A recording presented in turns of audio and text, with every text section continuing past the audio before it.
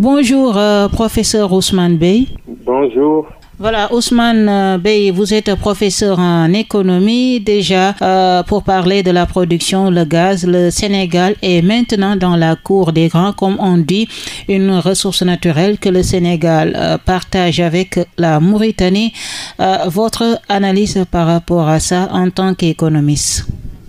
Écoute, tout ce qu'on peut dire, c'est que c'est une très bonne nouvelle, surtout pour le nouvel an. D'autant plus que nous avons commencé il n'y a pas longtemps à produire du pétrole. Oui. Aujourd'hui, c'est le gaz. Je pense qu'il faut remercier le bon Dieu parce qu'il y aura certainement, à n'en pas douter, un impact très positif dans notre économie. Positif, ça veut dire? Oui, un impact positif. C'est-à-dire que ça va booster notre économie, ça va nous permettre d'avoir des ressources additionnelles pour le budget. Et donc, vous savez, comme on dit ici en Afrique, au Sénégal en particulier, tout est prioritaire. Donc, on a besoin de beaucoup de ressources. C'est pour cela qu'on cherche à avoir beaucoup d'argent pour pouvoir financer notre budget. Et souvent, on tapait sur les impôts et taxes. Et on pensait même arrêter les subventions. Maintenant, s'il y a du pétrole et du gaz, ces ressources nouvelles peuvent nous aider à peut-être maintenir certaines subventions et à peut-être abaisser un peu les impôts. Cependant, il ne faut pas aussi que les gens pensent qu'avec le pétrole et le gaz, tout sera OK, tout sera nickel. Il faudra y aller parce qu'il y a des pays qui nous ont devancés, qui ont misé tout leur développement sur ces ressources-là. Et à l'arrivée, on a vu que ça n'a pas marché pour eux. Donc, on continue notre développement comme avant. On va y ajouter les recettes du pétrole et du gaz. Oui. Ça va effectivement nous aider à booster notre économie, à peut-être maintenir certaines subventions, même si ce n'est pas pour tout de suite, peut-être d'ici à moyen terme, et à ne pas peut-être augmenter les impôts et les taxes. Le fait que le Sénégal partage cette ressource naturelle avec la Mauritanie, ça ne va pas créer aucun problème ou bien? Non, je ne pense il n'y a pas de contrainte en fait. Il faut même dire qu'en réalité, si le partage était juste, le Sénégal aurait pu avoir un peu plus de la moitié. Oui. Mais pour ne pas créer de problème, parce que ça nous est plus ou moins arrivé à l'époque avec la Guinée-Bissau. Vous vous rappelez? Oui. Avec le pétrole lourd, c'est ça qui a fait qu'on n'a même pas exploité ce pétrole qui n'est pas bien rentable jusqu'à présent. Parce que si on restait à nous disputer avec la Mauritanie sur à qui appartient le gaz, à combien de pourcents, etc., ça allait nous retarder. Or, puisque nous sommes les mêmes peuples, vaut mieux, pour le moment, se repartager à 50-50. Bon, maintenant, les années à venir, on va réajuster ce pourcentage-là. Et je crois que les deux États sont d'accord sur ça. Donc, je ne pense pas qu'il y ait un problème à ce niveau-là. D'accord. Quelques mois après la production du pétrole sénégalais, est-ce qu'on peut parler de transparence dans la gestion? Est-ce que vous sentez une certaine transparence dans ce domaine? Vous savez, il y a le COS-Pétrogaz. Oui. Et le chef de l'État, dans son discours à la nation à la veille du Nouvel An, avait dit qu'il va même ouvrir davantage les portes du COS-Pétrogaz à l'opposition, à la société civile, etc. Donc, je pense que quand il dit cela, il veut faire preuve de beaucoup plus de transparence. Et ça, il faut l'y encourager, il faut le féliciter. Peut-être que vous voulez dire, est-ce que nous pouvons contrôler la production en haute mer par rapport aux grandes compagnies? Ça, je pense que l'État a dû prendre ses dispositions parce que nous avons quand même, il ne faut pas l'oublier, des ingénieurs qui sont avec les compagnies qui doivent exploiter ce pétrole-là. Voilà. Bon, maintenant, je ne peux pas m'avancer trop à ce niveau-là, mais je pense que l'État a dû prendre ses dispositions.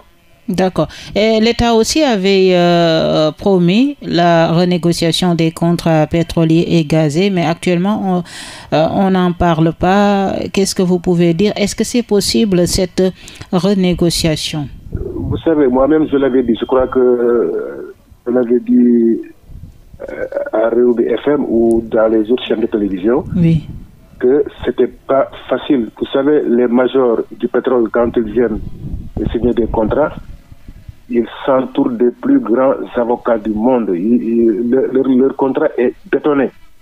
Alors, si vous vous aventurez pour renégocier comme ça, de façon individuelle, vous risquez d'avoir de gros problèmes et de retarder votre production. Rappelez-vous, ça nous est arrivé quand Abdoulaye Wade venait d'accéder au pouvoir.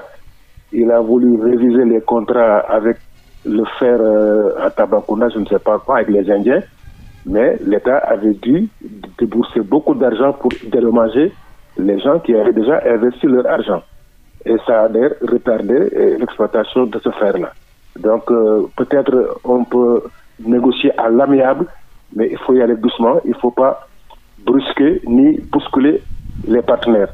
Parce que sinon, ça va bloquer l'exploitation et ça va nous retarder. Et ça, je l'avais déjà dit. D'accord. À l'heure actuelle, les Sénégalais attendent, peut-être certains Sénégalais, la baisse immédiate du prix du gaz, du carburant et du coût de la vie après l'annonce de la production du pétrole et du gaz sénégalais. Qu'est-ce que vous pouvez dire aux Sénégalais à ce niveau? Écoutez, je l'ai même dit avant-hier oui. Sur la RTS. Il ne faut pas que les gens pensent qu'avec l'arrivée du gaz et du pétrole, que tout sera réglé. Et remercions le bon Dieu, peut-être d'ici 1 à 2 ans, 3 ans, quand l'exploitation atteindra une vitesse de croisière, en ce moment, on pourra dire, les pouvoirs publics, les autorités pourront dire dans quelle orientation nous allons aller. Est-ce qu'on va diminuer le prix du carburant, le prix de l'électricité? Est-ce qu'on va baisser les impôts? Est-ce qu'on va maintenir les subventions? Ça, c'est du ressort des autorités publiques. Mais il ne faut pas que aussi les gens pensent qu'on doit miser tout sur le pétrole et sur le gaz. On doit continuer notre développement et maintenant nous contenter de ce qui va arriver pour faire des ressources additionnelles. Je crois que ça, il faut y aller de façon prudente, quoi, je veux dire. Une autre question, c'est par rapport aux douanes sénégalaises qui ont parlé de 1615 milliards collectés pendant l'année 2024. Votre commentaire par rapport à ces saisies recours de la douane sénégalaise?